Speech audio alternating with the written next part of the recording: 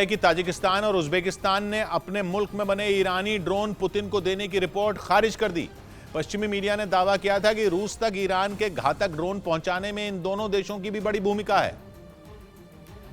क्योंकि अक्टूबर की शुरुआत में क्राइमिया के कर्ज ब्रिज पर हमले से भड़के पुतिन ने यूक्रेन की राजधानी कीव समेत कई शहरों को ईरान के शाहिद 136 ड्रोन से किए हमलों में दहला दिया था।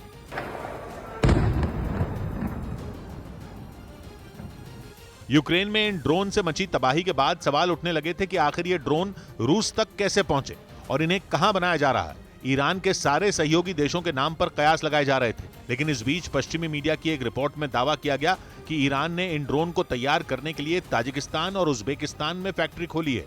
जिनमें ईरान के हथियारों के पुर्जे लाए जा रहे हैं। फिर उन्हें असेंबल करने यानी कि जोड़ने का काम उज्बेकिस्तान और तजाकिस्तान में हो रहा है। उसके बाद यही ड्रोन रूस की फौज के पास पहुंचाए जा रहे हैं। इसीलिए इस रिपोर्ट के सामने आने के बाद इन दोनों देशों में हड़कंप मच गया और उन्होंने अपने देश में बने ड्रोन रूस को सप्लाई किए जाने की रिपोर्ट को बेबुनियाद बता दिया, क्योंकि रूस को ईरान के घातक ड्रोन मिलने से अमेरिका और यूरोपियन यूनियन का पारा पहले ही चढ़ा हुआ है।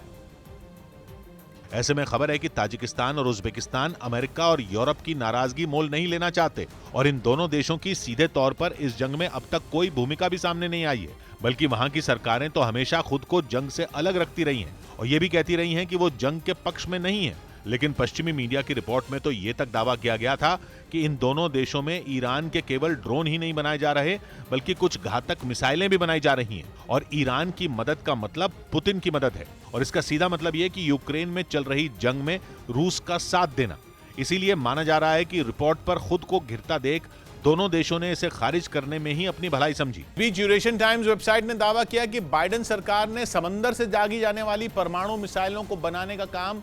बंद कर दिया है। ये परमाणु मिसाइलें पनडुब्बी से छोड़े जाने के लिए तैयार की जा रही थी, जिस पर ट्रंप सरकार ने 2018 में काम शुरू किया था और तब दावा किया था कि ये मिसाइल रूस की चुनौती से निपटने के काम आएगी।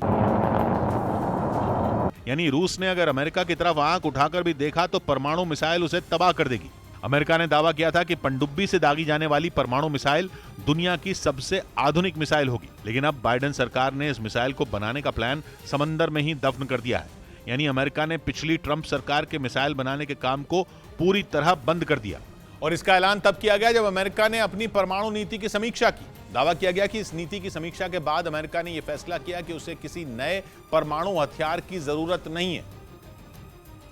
क्योंकि उसके पास पहले से ही एक से एक घातक मिसाइलें और हथियार हैं जिनका इस्तेमाल करके वो किसी भी दुश्मन का खात्मा कर सकता है। उसके इस फैसले की एक और वजह यह बताई जा रही है कि जिस मिसाइल को बनाने का काम चल रहा था वो 2035 में पूरा होता। अमेरिका के मुताबिक रूस और यूक्रेन के बीच जिस तरह अभी जंग चल रही है उसे किसी ऐसे प्लान की जरूरत नहीं जो सालों बाद पूरा हो, क्योंकि अमेरिका ने दावा किया कि रूस से निपटने के लिए उसके पास हथियारों की कमी नहीं है। साथ ही वो ये भी मान रहा है कि रूस किसी भी हाल में उससे और नेटो से नहीं टकराएगा। ऐसे में अमेरिका के इस फैसले के बाद माना जा रहा है कि वो अपना पूरा ध्यान चीन की तरफ लगाना चाहता है, जो हाल के दिनों में उसके लिए बड़ा खतरा बनकर उभरा है।